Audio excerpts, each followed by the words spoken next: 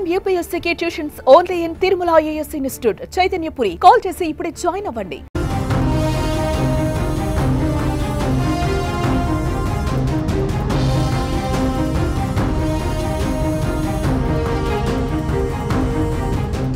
Hess pastor Praveen Pagadala మరణంపై suspense కు కాసేపట్లో తెరపడే అవకాశం కనిపిస్తోంది.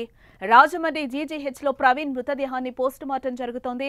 పోస్టుమార్టం రిపోర్టుపై తీవ్ర ఉత్కంఠ అయితే నెలకొంది. పోస్టుమార్టం రిపోర్టులో ఏం తేలనుందని అంతా ఎదురు చూస్తున్నారు.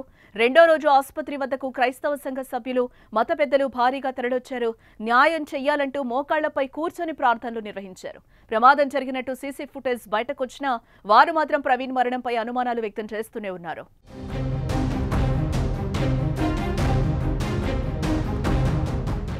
బైక్ మీద వెళ్తున్న సమయంలో వెనుక నుంచి ఢీకొట్టి దాడి చేసి ఉంటారంటూ ప్రవీణ్ పగడాల సన్నిహితులు, అనుచరులు ఆరోపిస్తున్నారు.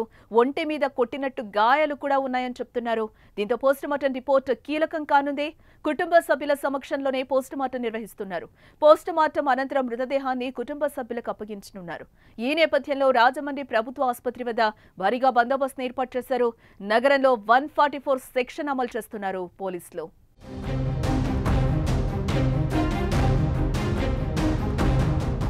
మరోవైపు ప్రవీణ్ పగడాల మృతికి కారణం ప్రమాదమా, హత్య అనే కోణంలో 5 బృందాలతో పోలీసులు దర్యాప్తు ప్రారంభించారు. ఎయిర్పోర్టు నుంచి ఘటనా స్థలి వరకు మొత్తం సీసీ ఫుటేజ్ ని పరిశీలిస్తున్నారు.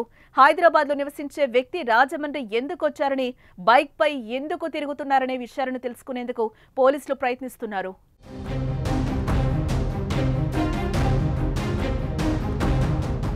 తూర్పుగోదావరి జిల్లా రాజానగరం మండలం కొంతమూరు దివాన్ చెరువు వెళ్లే 4th బ్రిడ్జ్ పెట్రోల్ బంక్ సమీపంలో రోడ్డు పక్కన మంగళవారం ఆయన విగతజీవిగా కనిపించారు.